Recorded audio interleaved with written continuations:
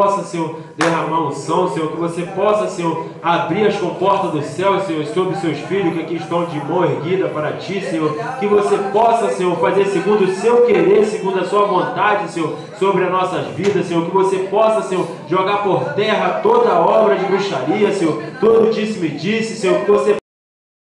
fazer, Senhor, algo diferente na nossa vida, Senhor, que você possa, Senhor, fazer a gente sair desse lugar, Senhor, hoje diferente, Senhor, não da maneira qual a gente entramos, Senhor.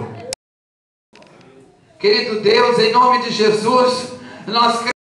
derramar da Tua virtude, ó Deus, neste momento. A Tua palavra diz, ó Pai, aquele que bate seja aberto,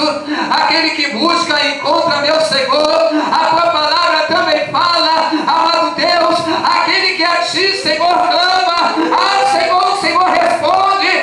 Querido Deus, a Tua palavra ainda vai além, ó Senhor, que a oração do justo, ela é poderosa, ela é eficaz.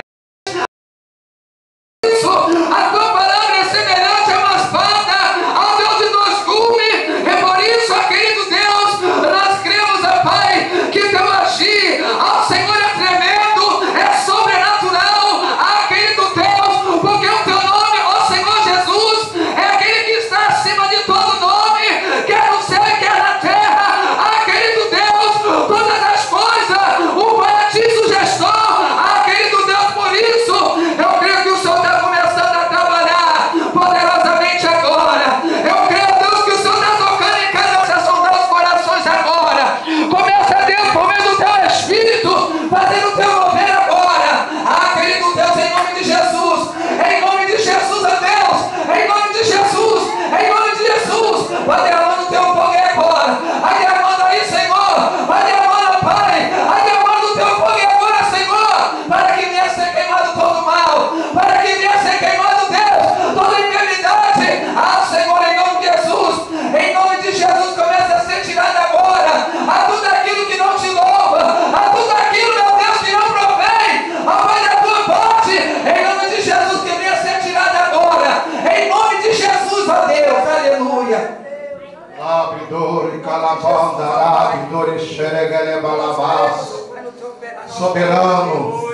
e eterno Deus, unindo a minha fé com a fé dos Teus filhos, com a fé da Tua igreja, eu quero Te apresentar neste momento, Senhor, todos aqueles que se encontram aqui com um propósito, com um objetivo, de receber de Ti a bênção, receber de Ti a vitória.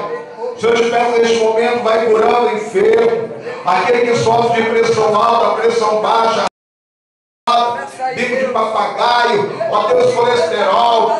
levantará angina, ó Deus, paralisia, ó Deus, problema na mente, parachurinémia, ó Deus, problema de epilepsia, ó Deus, problema nos nervos,